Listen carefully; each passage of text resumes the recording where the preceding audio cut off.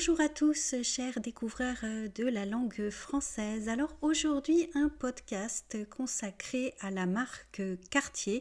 Ce n'est pas un partenariat et l'idée est venue parce que j'ai pas mal d'élèves étrangers qui rêvent tous de visiter la boutique Cartier et ils ont été très surpris lorsque je leur ai dit il faut mieux réserver pour éviter de faire une longue file d'attente parce que bien sûr on ne rentre pas rue de la Paix, au 13 rue de la Paix, comme on rentre dans un magasin quelconque. Et vous savez que dans certains pays, on peut rentrer beaucoup plus facilement dans des boutiques de luxe et donc ils étaient assez surpris.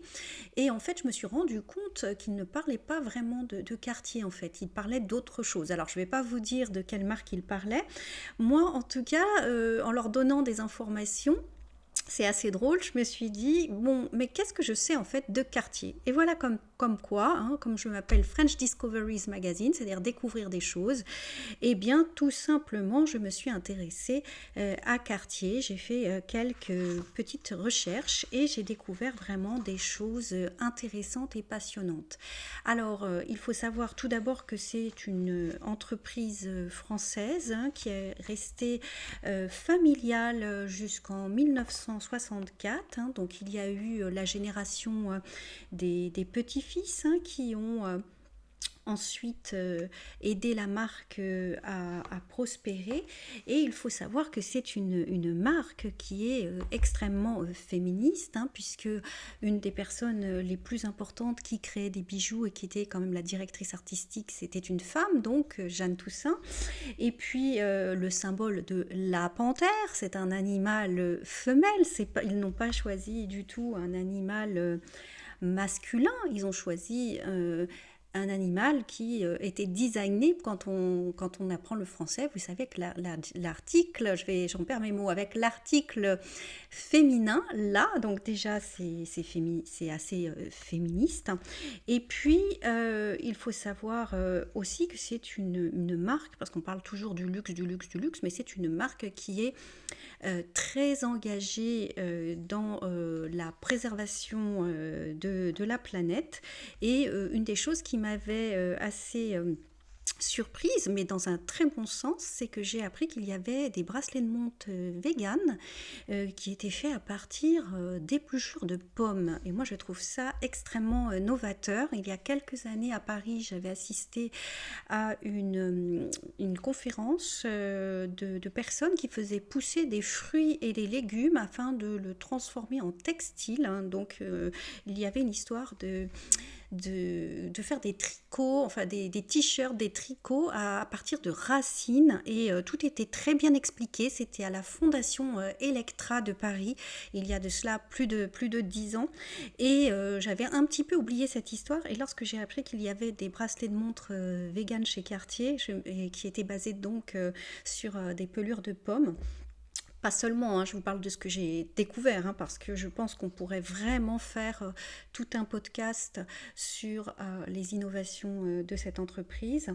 Eh bien, lorsque j'ai découvert qu'ils avaient fait leur bracelet avec des fruits, je trouvais ça vraiment très intéressant. Alors Cartier, je mélange, la Fondation Cartier c'est encore autre chose, c'est notamment un espace culturel. Dernièrement vous avez vu en face du Louvre, complètement rénové par Jean Nouvel, vous avez le Louvre des Antiquaires et le Louvre des Antiquaires va devenir maintenant en fait le nouvel espace de la Fondation Cartier. Il y a déjà une très belle exposition, je vous mettrai les liens en description.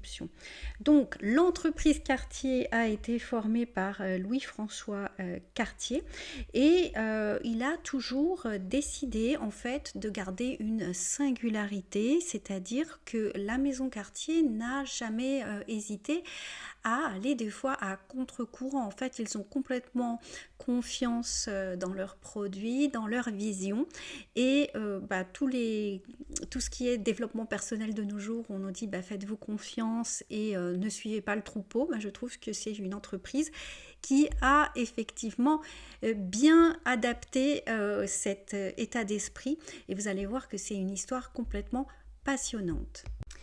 Alors l'histoire de Cartier commence en 1847 grâce au fondateur Louis-François Cartier qui était proche du mouvement Art and Craft. Alors si vous étudiez un petit peu l'histoire de l'art, vous savez quel est ce mouvement.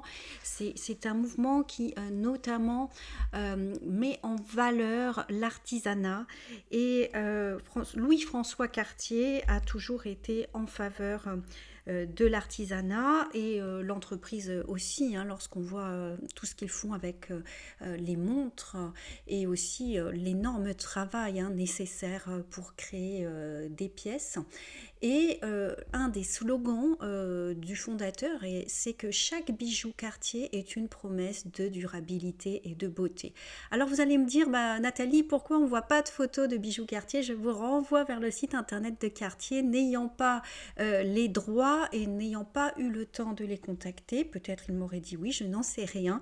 Je ne peux pas illustrer avec des bijoux Cartier et en plus je trouve que c'est bien parce que vous avez la possibilité d'aller sur le site, on est quand même à l'approche des fêtes et je ne vous dis pas ça pour acheter forcément des choses, si vous voulez acheter c'est très bien pour eux, moi je n'ai aucune obligation et aucun lien commercial avec eux, mais ils ont quelque chose moi qui m'intéresse souvent au moment des fêtes et que je regarde toujours avec des paillettes dans les yeux, c'est leur petit court-métrage et notamment ils ont une série de vidéos qui s'appelle l'Odyssée de Cartier qu'on peut voir également sur YouTube et c'est tellement beau, c'est tellement magnifique que je me suis dit je ne pourrais pas rivaliser juste pour un podcast avec mes modestes moyens.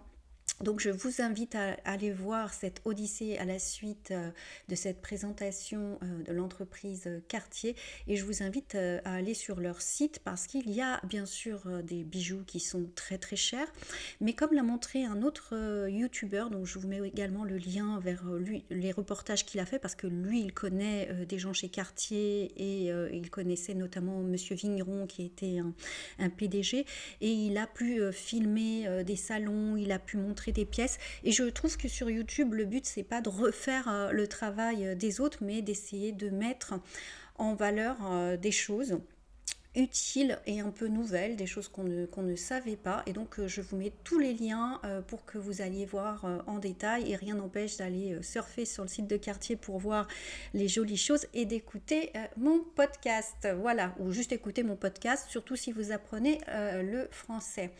Alors effectivement c'est important pour l'entreprise d'utiliser des matériaux de grande qualité, la qualité c'est vraiment important et ce qu'on peut dire chez Cartier, c'est qu'ils travaillent vraiment pour résister à l'épreuve du temps. C'est complètement intemporel. Et c'est vrai que même s'il y a une petite touche par moment d'excentricité, et notamment la dernière collection que moi j'adore avec les carrés, les ronds, les pointes, un petit peu punk, mais en même temps ça reste quand même élégant. Donc, ce que je disais, c'est que même s'il y a vraiment des fois des innovations, c'est quelque chose qu'on peut porter à n'importe quel âge. Et c'est pas donné à tout le monde d'être intemporel et d'arriver à ce résultat. Et dès le départ, ça a été comme ça. Également, dans le positionnement, ils ont décidé dès le départ, en fait, d'avoir des contacts avec les acheteurs. Parce que quand vous êtes vendeur de bijoux, forcément il faut que pour que votre entreprise continue, il faut bien vendre et donc dès le départ il y a eu des affinités avec ce qu'on appelle le grand monde. Et aussi bien en France qu'à l'étranger, vous avez donc eu toujours cette clientèle de quartier qui est donc par exemple les royaux en Angleterre, les mondains, les personnes qui ont quand même un certain revenu, mais vous avez eu par exemple notamment à partir des années 1970 une sous-gamme qui s'appelait Must et qui était un petit peu plus abordable. Il y avait des montres qui étaient, alors qu'on était à l'époque en 77 d'après ce que j'ai lu, mais donc $500, donc il faut un petit peu transvaser avec l'inflation et les choses, les coûts de nos jours, mais vous avez quand même toujours possibilité d'accéder, comme je vous ai dit, à des choses qui sont en fait un luxe à la fois abordable et en même temps vraiment c'est quelque chose qui se mérite. C'est vraiment un positionnement très original. C'est un peu, si vous voulez, un positionnement avec une forte identité. Ça paraît pas comme ça, on a l'impression que c'est une marque de luxe comme les autres, mais il y a vraiment des positionnements, des choix, aussi bien dans la création que dans la commercialisation, qui démontrent une identité forte. Et pourquoi j'en parle? Vous allez dire, c'est pas intéressant, mais si, c'est intéressant parce qu'on est dans un monde où, de nos jours, tout est uniformisé. Par exemple, même sur YouTube, vous savez, il y a des gens qui vont reprendre des tendances ou même sur des réseaux sociaux, vous allez avoir des personnes qui vont copier et suivre la tendance. Et moi, ce que j'ai adoré chez Cartier, c'est qu'ils ne suivent pas la tendance, ils créent la tendance. Et c'est pour moi le métier d'influenceur a des parallèles, c'est-à-dire qu'avec le métier de créateur, on dit bien créateur de contenu, on est ici pour vous proposer des nouvelles choses et pas pour suivre la tendance. Et dès le départ, Cartier voulait en fait être donc précurseur, mais pas dans un sens pour déranger les gens ou par rébellion, mais tout simplement parce que chaque bijou en fait devait avoir une raison d'être. En fait, on fait un bijou parce qu'il répond à une démarche artistique pour un client en particulier et parce qu'il va aussi révéler la personnalité de la maison, la ligne directrice vraiment originale de la maison et permettre qu'on distingue Cartier des autres grandes maisons. Alors vous allez me dire, Nathalie, c'est pas dans l'ordre, tu nous fais pas un historique. Comme je vous ai dit, il existe énormément d'historiques sur la maison Cartier et la maison Cartier a elle-même, comme je vous ai dit, donc dans l'Odyssée de Cartier, fait 10 épisodes dans lesquels il raconte vraiment les choses de manière chronologique. Donc dans ce podcast, je vais essayer de faire un podcast dans lequel je mets en valeur l'intérêt, pourquoi c'est intéressant de parler de Cartier. Et comme vous le savez, je le répète toujours, pour ceux qui apprennent le français, n'hésitez pas à consulter les exercices avec corrigé. Alors, je vous disais que Cartier a toujours été proche des grands de ce monde, mais il a bien fallu commencer par un premier grand. Et en l'occasion, on parle beaucoup aussi d'une grande, puisqu'il s'agit de Mathilde Bonaparte, la cousine de Napoléon III, qui adorait les bijoux Cartier. Alors, Mathilde Bonaparte, c'est vraiment une personne qui s'intéresse à l'art, mais aussi à la littérature. Elle est très proche de Gustave Flaubert. Et peut-être que vous ne le savez pas, mais Madame Bovary, qui est donc le livre le plus connu de Gustave Flaubert, avait été accusé d'outrage aux bonnes mœurs et il devait comparaître. À l'époque, il y avait un tribunal et il devait comparaître. Il y avait un tribunal qui jugeait les écrivains. Excusez-moi, je n'ai pas précisé. Et donc, il devait comparaître avec le risque que son livre soit interdit et donc toutes ces années d'efforts réduites à néant. Il se trouve qu'il a demandé l'aide à Mathilde Bonaparte et qui était la cousine de Napoléon III. Alors oui, elle l'a aidée parce qu'elle avait lu le livre et elle avait compris vraiment l'intérêt du livre.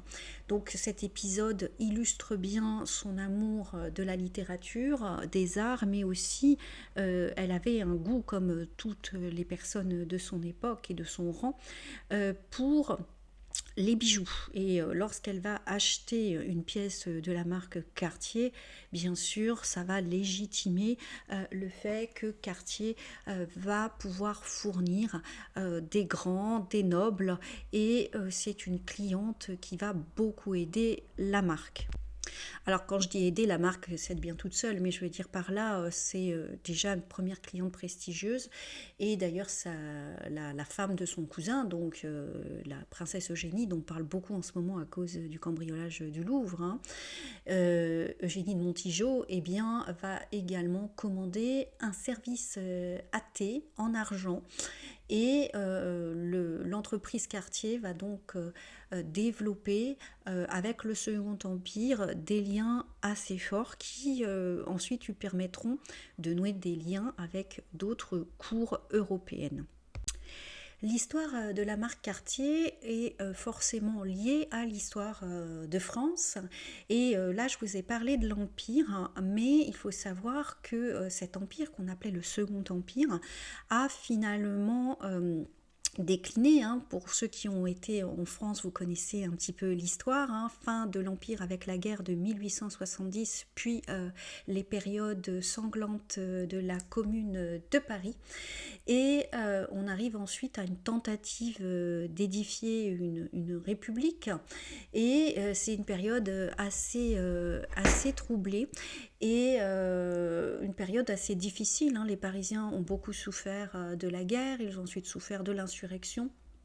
Et Cartier, à cette période, a une idée, c'est de vendre, de transformer les bijoux qu'il achète auprès de personnes riches et exilés qui vont vendre leurs bijoux et ils vont donc réussir à surmonter toute cette période un petit peu compliquée et ils ont quand même réussi à avoir toujours une préférence de la part des aristocrates, c'est-à-dire que malgré cette période troublée, malgré qu'il soit une entreprise française située à Paris et qu'il soit très difficile à cette époque de se procurer de l'argent, des bijoux, l'entreprise va quand même survivre et jusqu'à une période où ils vont connaître un peu plus de succès, mais voilà, ils vont avoir l'idée de transformer et ils vont notamment, à cette époque, ils faisaient aussi des flacons de parfum magnifiques en verre, en argent, en vermeil, des vrais objets précieux. Et d'ailleurs, il y a une collection Cartier, hein, des plus belles fabrications et des plus beaux bijoux. Et effectivement, ne serait-ce qu'un simple petit flacon de parfum Cartier, vous avez tout le savoir-faire, tous les petits détails. C'est vraiment impressionnant. Et notamment aussi une chose, dès cette période, au lieu de chercher à gagner de la clientèle en se pliant au goût du jour, eh bien, ils vont rester sur leur ligne, c'est-à-dire ils sont proches, comme je vous ai dit, des grands, ils sont proches des aristocrates, eh bien, ils vont chercher, même si ceux-ci ont des difficultés temporairement, ils vont rester entre guillemets loyaux à leur clientèle en proposant des choses, alors plutôt de style rococo Louis XV, et ça, ils vont le faire très très longtemps, même quand ça sera la mode, par exemple, de tout ce qui va être Art Nouveau. Ils ne vont pas tout de suite se lancer dans la brèche. Ils vont d'abord regarder ce qui plaît à leurs clients et ils vont tout d'abord être par rapport au milieu conservateur, renforcer leurs liens.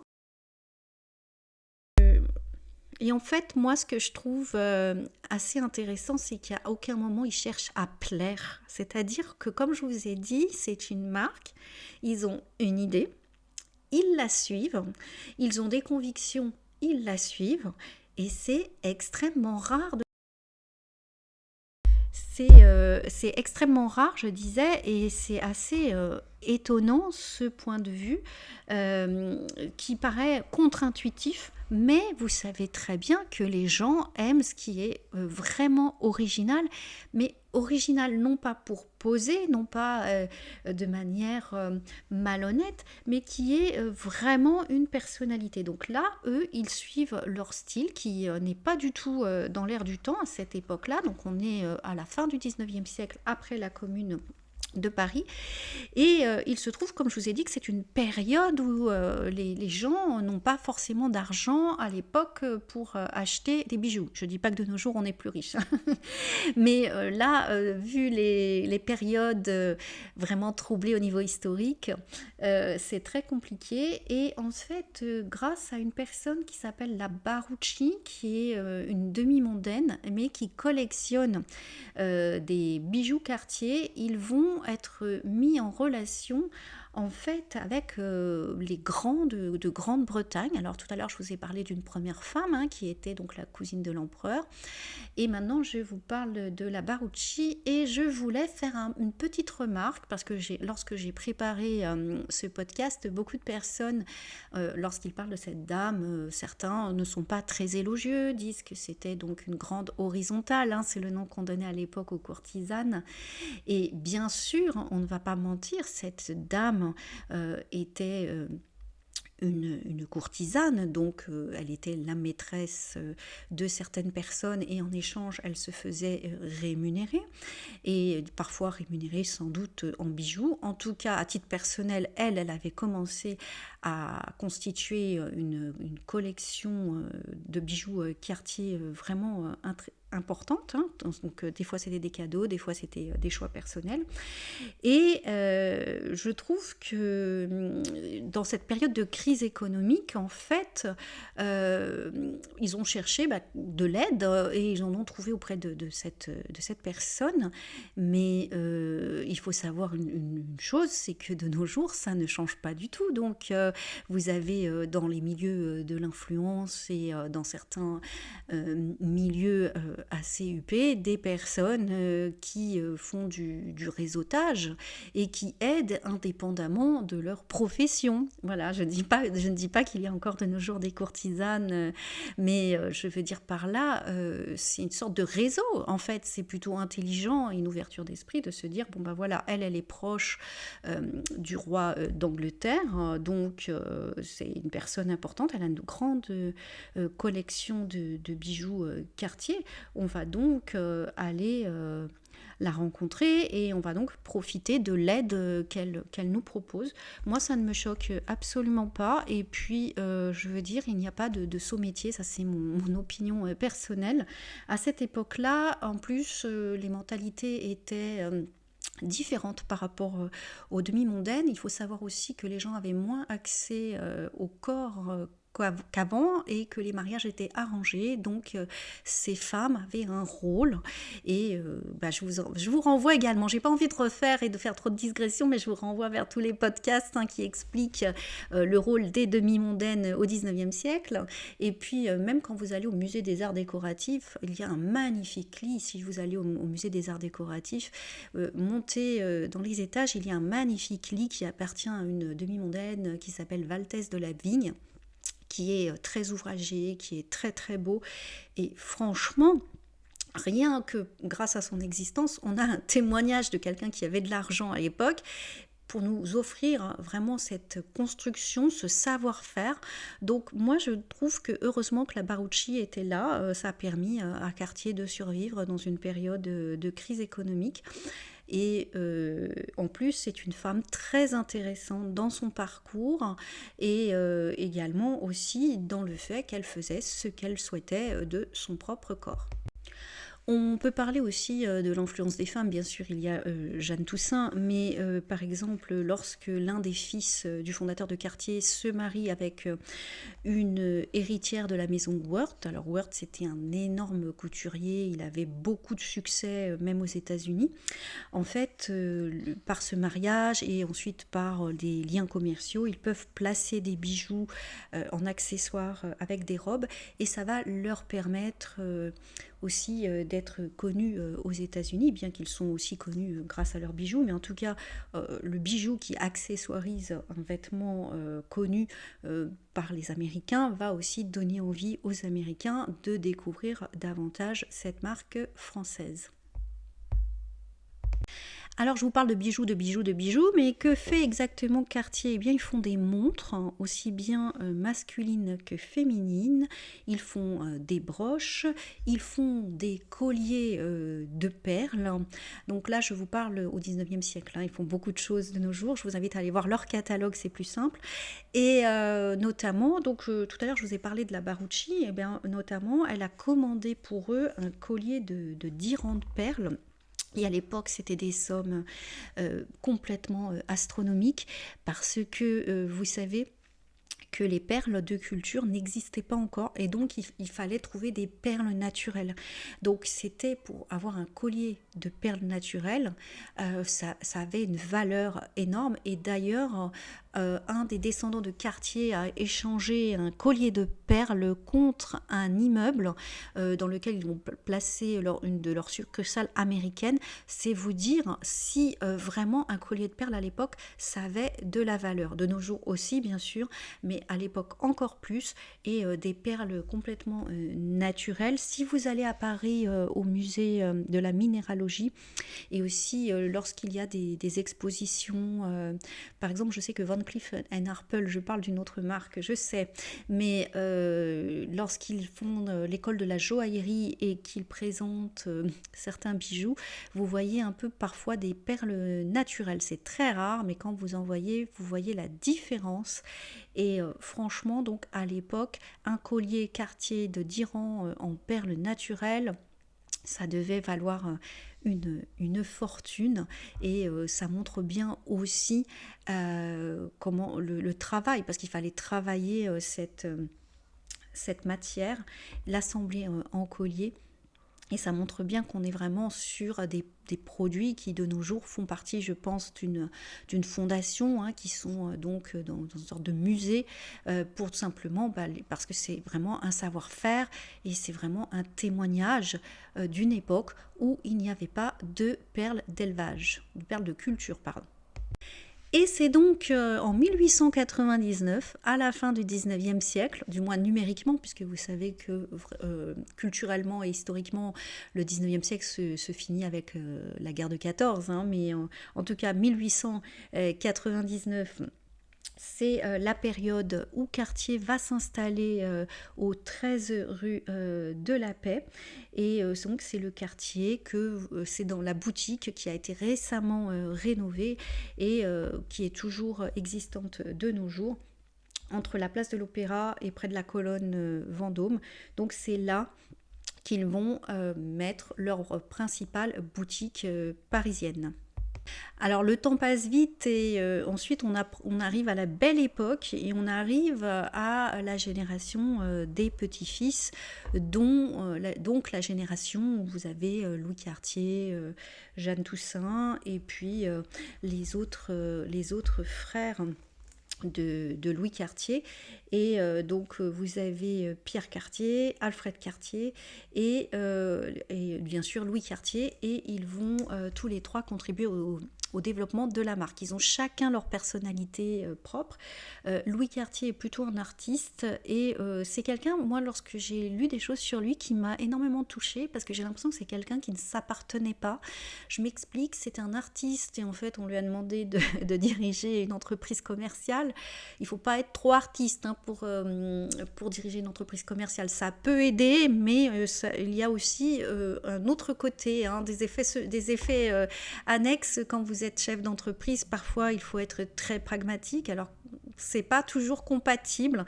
Et puis surtout, il y a des tâches qui sont pas forcément celles qu'on a envie de faire. Mais moi, pourquoi il m'a touchée, c'est parce qu'il était donc amoureux de Jeanne Toussaint, qui était surnommée la Panthère. Et la panthère, vous savez que c'est quelque chose d'important chez Cartier. Et ce qui m'a touchée, c'est que c'est une histoire d'amour contrarié. Donc, c'est une jeune femme qui a beaucoup d'assurance, qui est très créative, qui est d'origine belge. Elle est née à Charleroi et elle a une grande vivacité d'esprit, beaucoup de créativité, mais elle a également un passé trouble, c'est-à-dire qu'il y a des rumeurs comme quoi elle aurait été également une courtisane, une femme entretenue, et ce passé encombrant ne plaît pas du tout à la famille de Louis Cartier, qui ne l'autorise pas à épouser la femme qu'il aime. Alors dans un premier temps, ils se rencontrent, ils se fréquentent, ils travaillent ensemble, ils se voient beaucoup.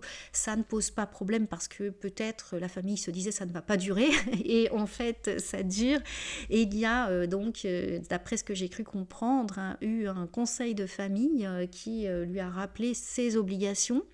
ces obligations de ne pas nuire à l'image de marque de la société. Et vous savez qu'à l'époque, les mœurs et les visions étaient beaucoup plus restreintes que de nos jours. Et par conséquent, à cause du passé de Jeanne Toussaint, il n'a pas été autorisé à l'épouser. Et je trouve, et c'est assez touchant, il a accepté de renoncer à ses projets et à officialiser donc sa relation, donc à faire de Jeanne Toussaint sa femme, à condition qu'elle reste directrice artistique et qu'elle continue à travailler pour la société.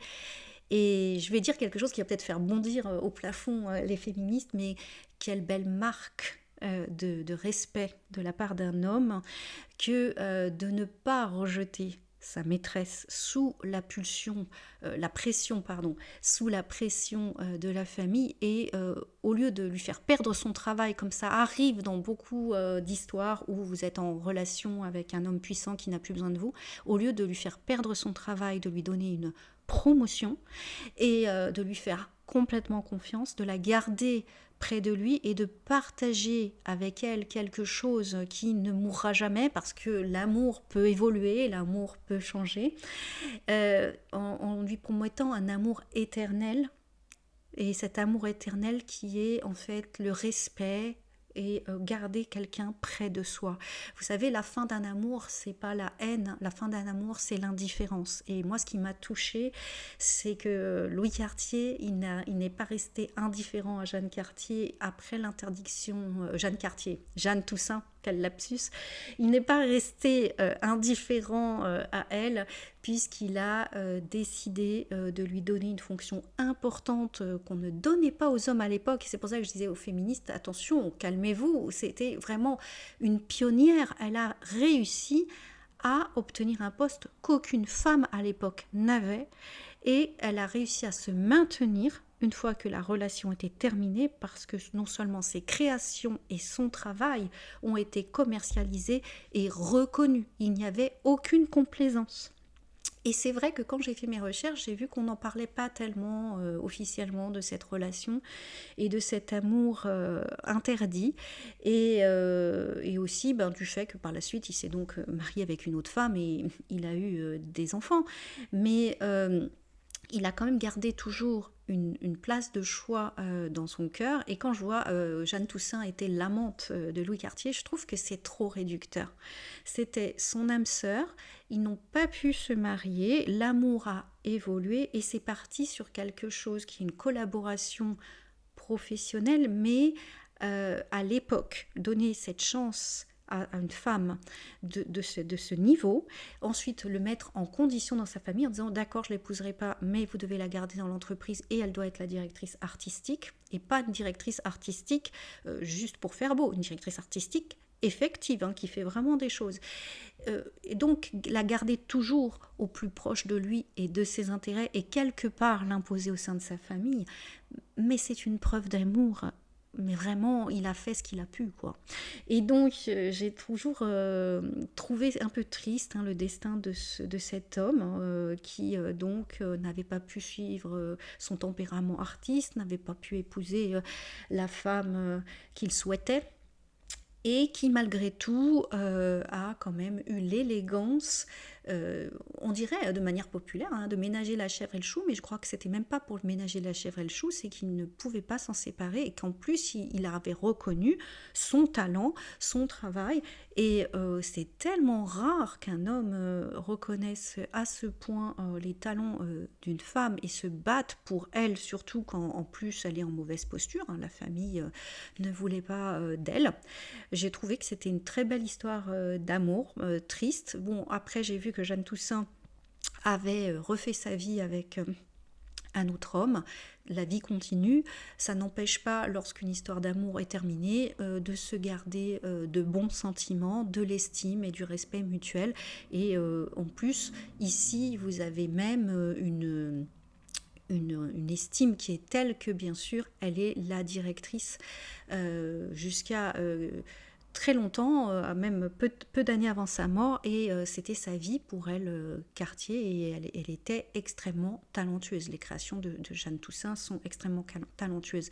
Alors oui, elle a peut-être été demi-mondaine dans sa jeunesse, mais qui ne fait pas d'erreur dans sa jeunesse et qui a un comportement toujours exemplaire. Je pense que juger le passé, c'est quelque chose qui ne sert à rien, et ce qui compte, c'est le futur, l'avenir, et puis surtout les faits. Les faits, c'est qu'elle a créé des bijoux et qu'elle a imposé la panthère, qui est quand même l'emblème de la maison Cartier.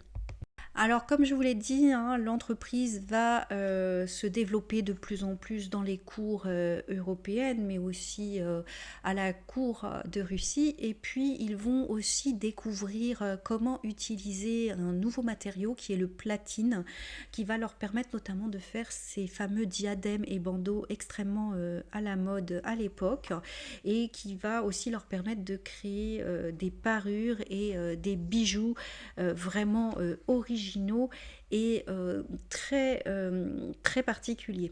Vous avez aussi, lorsqu'on est au début du XXe siècle, une amitié. Louis Cartier, donc je vous ai dit, était quelqu'un d'artiste, de très sociable, et il est lié à quelques innovations, notamment à l'aviation. Enfin, c'est pas lui qui invente des avions, mais il a un ami qui est donc un aviateur. Et cet aviateur, Alberto Santos Dumont, est un pionnier de l'aviation, et il a besoin d'une montre. Et la montre Santos, qui est toujours commercialisée de nos jours, va faire son apparition, puisque Cartier va donc créer une montre qui peut répondre aux besoins de l'aviateur. Donc vous avez également une montre qui a été créée par Cartier aussi par rapport, je vous ai dit, que la marque était liée à l'histoire de France, par rapport à la Première Guerre mondiale. Vous avez Cartier qui a, après la Première Guerre mondiale, créé la marque Tank, donc en référence au tank. Et donc vous avez... donc elle a été quand même... Enfin, elle ne l'a pas lancée après, soyons précis, je ne suis pas historienne de la mode, mais en 1907, il y a déjà une première montre qui s'appelle Tank, qui est en hommage à un char d'assaut Renault FT. Voilà. Ensuite, bien sûr, on peut voir un aspect patriotique avec les événements de la Première Guerre mondiale, mais ils avaient déjà commencé avant. Je vous ai parlé également du développement à l'international. Je vous ai dit qu'ils ont été connus notamment aux États-Unis, et forcément à l'époque on a aussi, alors là je fais un gros saut dans le temps, même dans l'entre-deux-guerres on a déjà des stars, et des stars également à Hollywood, et donc ils vont acheter des bijoux Cartier et les porter et en faire la promotion. Je vous ai parlé tout à l'heure, alors je fais beaucoup de choses en ellipse, mais parce que comme je vous ai dit, je ne suis pas là pour faire un podcast d'historienne de la mode. J'essaie de vous montrer les choses qui moi, me mettent des étoiles dans les yeux quand je parle de cette marque. J'ai donc découvert que Louis Cartier, il était un grand voyageur, comme ses frères d'ailleurs, et notamment l'Inde a eu énormément d'inspiration. Et une petite chose, alors c'est une anecdote vraiment personnelle, lorsque j'étais petite, j'adorais mettre le bleu et le vert ensemble. Alors moi je viens d'un milieu modeste, je n'avais jamais vu de création Cartier, et tout le monde se moquait de moi dans ma famille en me disant le bleu et le vert ça ne va pas ensemble. Et quand je vois les créations de Cartier, et notamment le collier, la collection qu'on appelle Tutti Frutti, eh bien, il y a du bleu et du vert qui sont mis ensemble, et c'est très bien. Et je remercie donc la maison Cartier, parce que comme ça, maintenant, j'ai un argument d'autorité dans ma famille quand ils me disent « Ah, t'as mis du bleu et du vert ?» Je dis « Regarde les grandes marques parisiennes, ils marient ces couleurs. Donc, c'est des couleurs qui vont ensemble. C'est un argument d'autorité quand vous argumentez. » Donc, voilà, petite parenthèse. Donc, ensuite, je parlais donc de Louis Cartier qui découvre l'Inde, et qui découvre notamment les bijoux fantastiques des Maharajas et ces bijoux qui sont des bijoux avec des pierres et des pièces complètement fabuleuses vont lui inspirer des collections. Une collection très connue aussi, donc qui s'appelle Tutti Frutti. Donc il y a du violet, il y a du bleu, il y a du vert, il y a un peu de rouge. Et en fait, cette collection, elle existe donc à l'époque, au début du siècle, mais comment vous dire, c'est une collection qui pour moi est intemporelle. Dans les années 70, je pense qu'effectivement c'était des couleurs en plus qui étaient aimées, mais même de nos jours, c'est rafraîchissant, ça fait jeune et ça va à tout le monde, c'est incroyable. Donc vraiment, voilà, une des choses moi que j'aime le plus, hein, c'est la collection Tutti Frutti. Et si on revenait maintenant à Jeanne Toussaint et à la panthère. Alors, Jeanne Toussaint, elle est belge, hein, donc elle est née en 1897 à Charleroi, en Belgique, et son surnom lui vient de sa sœur, la panthère, parce qu'elle a énormément d'assurance. Si vous vous intéressez à tout ce qui est animal totem, les gens qui ont la panthère comme animal totem sont des gens observateurs qui ont le souci du détail, qui n'accordent pas leur confiance à n'importe qui et qui en même temps sont extrêmement sûrs d'eux tout en restant mystérieux. Ils ne donnent pas leur confiance à n'importe qui comme je vous l'ai dit, mais quand ils la donnent à 100% et ils sont extrêmement efficaces. Hein. La panthère est assez efficace au niveau de la chasse. La panthère ressemble aussi à un gros chat. Il existe deux modèles. Il y a une tachetée et puis une noire. Alors dans les Walt Disney par exemple, la panthère noire Bagheera qui est un peu ronchon et puis qui finalement est gentille avec Mowgli. Je pense que ça c'est la panthère à laquelle on pense beaucoup. Mais vous avez dans la nature donc différents types de panthères, noires ou tachetées. Et la panthère a été réutilisée également en publicité et par d'autres marques. Donc je vous avais dit que je citerais d'autres marques, mais ça n'a rien à voir avec Cartier. Mais vous vous rappelez sans doute la marque de peinture du luxe Valentine avec la panthère qui était dans le salon. Voilà, d'autres marques, bien sûr, ont déjà utilisé cet animal, mais chez Cartier, c'est vraiment une référence personnelle. Le surnom de la femme qu'aimait le dirigeant de Cartier, Louis Cartier, et également, en fait, une inscription dans un bestiaire, hein, puisque chez Cartier, il y a des bijoux, comme je vous ai dit, avec du caractère et des bijoux très originaux. Et donc, dans le bestiaire de Cartier, vous avez bien sûr des bijoux avec des panthères, mais aussi avec des crocodiles, avec des serpents et avec des coléoptères. Et par conséquent, c'est vraiment quelque chose d'assez... et de la tortue aussi. Et donc, les animaux sont quelque chose de très... Les animaux, hein, on fait la liaison, sont très importants.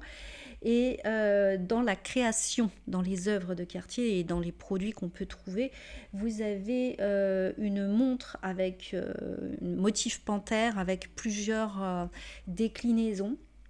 Et qui a été créée notamment par Jeanne Toussaint.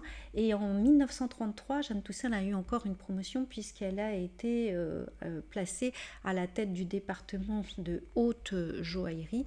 Et il faut savoir que là, je vous ai dit 1933. Donc en fait, c'est que nous approchons de la Seconde Guerre mondiale.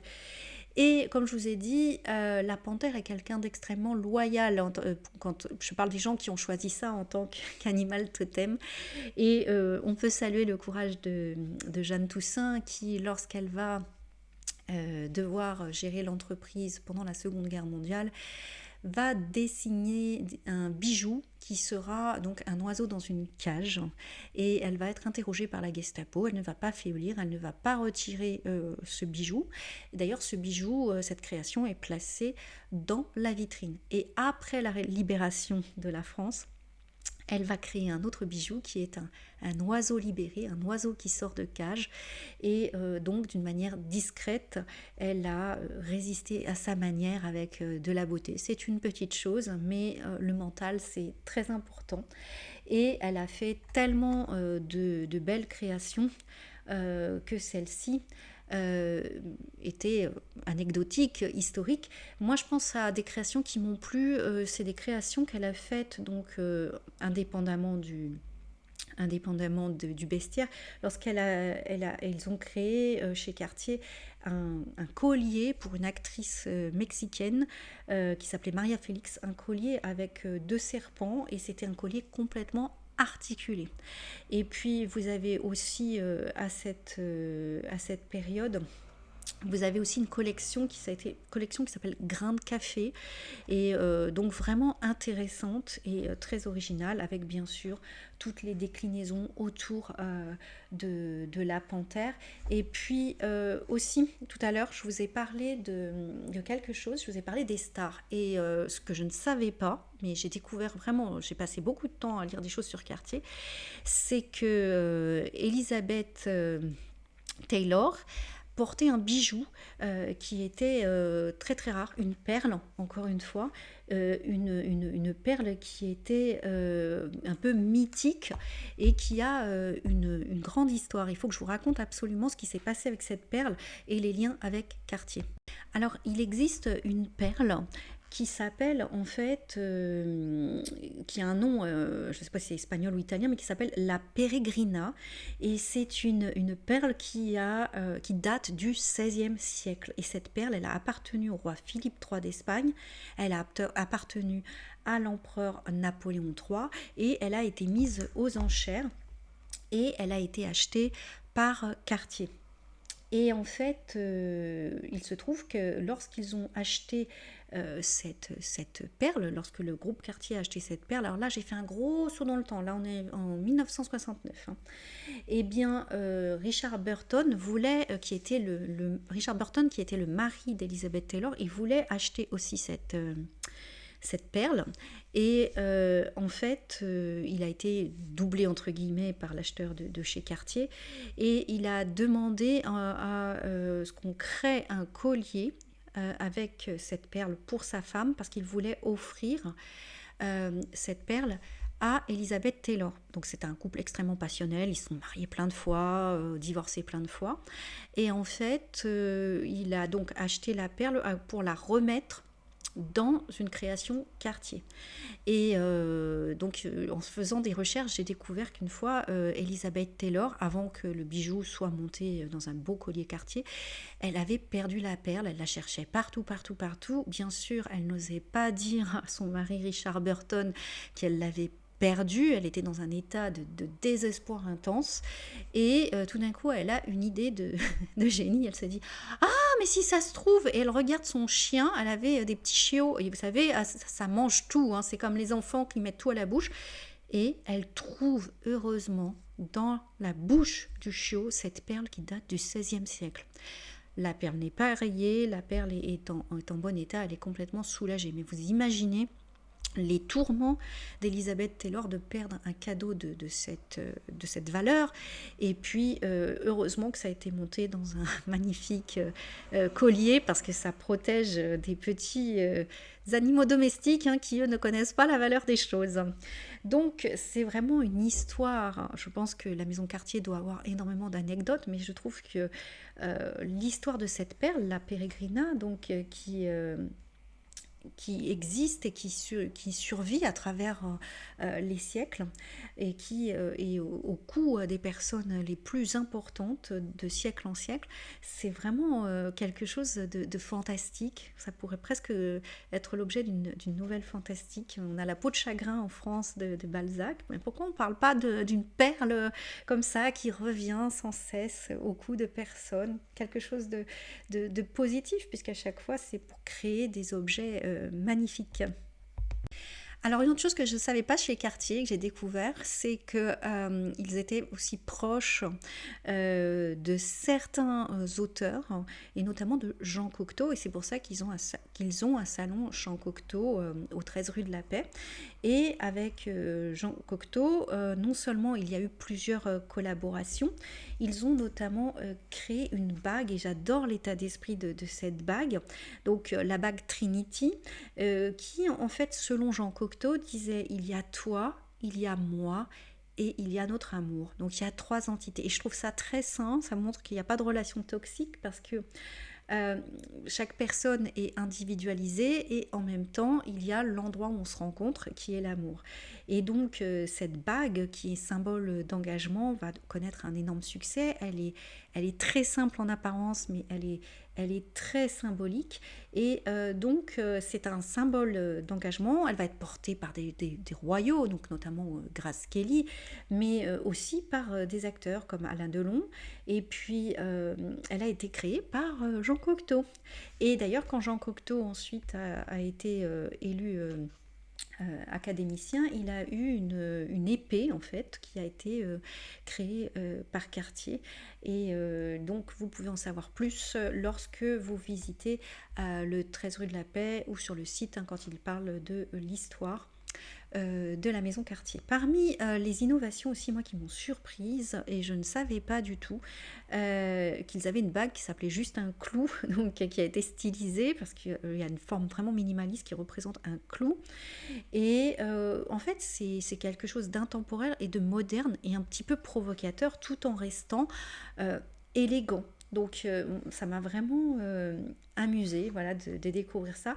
Et autre chose aussi, une bague, alors vraiment dans l'esprit des années 60, ils ont une bague qui s'appelle en fait Crash. Il y avait un client qui a eu un accident de voiture avec sa montre au poignet, et le cadran était tout déformé. Il est venu pour faire une réparation, et en fait ça leur a inspiré cette forme de cadran original qui fait penser un petit peu, vous savez, aux montres molles de Dali. Et là encore, hein, c'est quelque chose de complètement intemporel. Alors je vois que je suis en train de vous parler de choses que j'aime bien, et vous allez dire, elle ne m'a pas trop parlé de Jeanne Toussaint. Je pense que j'en ai quand même parlé pas mal dans le podcast avant. Ensuite, bon, bah, écoutez, le temps passe, et nous arrivons maintenant à 1964, qui est en fait la fin de la période familiale de Cartier, puisqu'ensuite il y aura des changements, il y aura des évolutions. Donc je ne vais pas vous faire une histoire financière de la marque et commerciale, je vais aller au plus court, d'autant plus que je ne sais pas si vous écoutez encore ce podcast au moment où je le dis, mais sachez que donc maintenant la marque Cartier fait partie du groupe Richemont, qui possède notamment beaucoup de marques de montres, et que le fait d'être dans le giron de ce grand groupe permet aussi de bénéficier d'expertise, d'innovation autour de tout ce qui est montres et horlogerie. Et puis c'est un groupe à dimension internationale. Et voilà, donc moi ce que j'ai envie de dire pour ce podcast sur Cartier, bah, si vous venez à Paris et que vous voulez aller dans la boutique mythique 13 rue de la Paix, qui en plus a été complètement rénovée, ça a l'air magnifique, pensez bien à réserver, hein, sinon vous attendrez, vous ferez la queue. Mais il paraît qu'ils vous distribuent des chocolats chauds quand vous faites la queue, qu'ils font tout pour que tout se passe bien. Donc mais réservez quand même, parce que des fois à Paris il peut faire très froid. Et pourquoi je vous ai parlé de Cartier, bah, d'une part c'est une idée qui m'est venue grâce à mes étudiants qui apprennent le français, et de nos jours, j'ai envie de vous dire, de nos jours il y a une nouvelle approche, c'est-à-dire il y a bien sûr des personnalités connues comme Mélanie Laurent, Catherine Deneuve, Marion Cotillard, qui vont parler, qui vont représenter à certains moments Cartier. Vous avez également des personnes à l'international, je pense au monsieur qui a joué dans la biographie de Queen, Malek, oh excusez-moi, je connais plus son nom du tout, Rémi Malek. Et donc pas Rémi Malek, attendez, on va chercher son nom. Alors le nom de cet acteur, c'est, en plus je l'adore, hein, Mr. Robot, donc c'est Rami Malek, et non pas Rémi Malek. Et donc également des actrices comme Maisie Williams ou Elle Fanning. Alors Elle Fanning, on la connaît plus peut-être que Maisie Williams, quoique Maisie Williams c'est quand même celle qui jouait dans Game of Thrones. Donc, je veux dire, des personnalités vraiment modernes portent du quartier ou du moins associent leur image à celle de quartier. Donc, ce qui montre que c'est une marque qui séduit également les jeunes personnes. Il y a également chez les Royaux des personnes jeunes, comme Kate Middleton, hein, donc la belle-fille du roi d'Angleterre. Et vous avez en fait chez Cartier, en fait, pour les personnes qui aiment le luxe, mais pas aimer le luxe juste de manière ostentatoire, juste pour se mettre en avant, mais vraiment parce que le luxe, on choisit une marque de luxe parce qu'elle va représenter notre identité, nos valeurs. Eh bien, si vous êtes plutôt un esprit libre, avant-gardiste et en même temps respectueux des conventions et plein de contradictions et donc avec une personnalité, j'ai envie de dire, complexe et riche, eh bien, je pense que c'est une marque qui est pour vous parce que c'est à la fois extrêmement élégant et en même temps ça peut être provocateur, mais même une bague en forme de clou, ouais, ça fait vraiment très punk, et moi ça me fait penser même aux épingles à nourrice. Et bien même une forme, elle reste élégante et elle peut être portée avec n'importe quel look. Non seulement c'est intemporel, mais en plus ça va avec la personne du moment que la personne elle a l'état d'esprit. Et moi j'ai envie de dire pour terminer ce podcast que Cartier c'est une marque forte dans lequel vous devez trouver quelque chose qui va correspondre à votre état d'esprit et qui va représenter votre personnalité. Vous allez me dire c'est le cas dans toutes les marques, mais je trouve qu'ici il y a énormément d'inspiration, en plus d'inspiration même orientale, d'inspiration plus classique et d'inspiration même géométrique. Il y a énormément de choses et puis des choses beaucoup plus traditionnelles. Et je pense que effectivement, c'est une expérience d'aller visiter la boutique rue de la Paix et c'est aussi une expérience d'acquérir une pièce, quel qu'en soit le prix, même si c'est un petit objet. Du moment que c'est quelque chose qui vous représente. Je crois que dans la consommation, on devrait arriver maintenant à avoir des achats qui seraient à la fois responsables, mais qui seraient aussi des achats qui traduisent notre état d'esprit, notre personnalité, des achats avec lesquels on est aligné. Voilà, donc peut-être vous serez aligné avec Cartier, je ne sais pas. En tout cas, moi j'ai adoré toutes ces découvertes, j'ai adoré découvrir beaucoup de choses et peut-être un jour, lorsque je viendrai à Paris, j'irai visiter cette boutique. Je vous remercie pour votre écoute et n'oubliez pas, nous allons faire des exercices autour de ce podcast et je vous dis à très bientôt.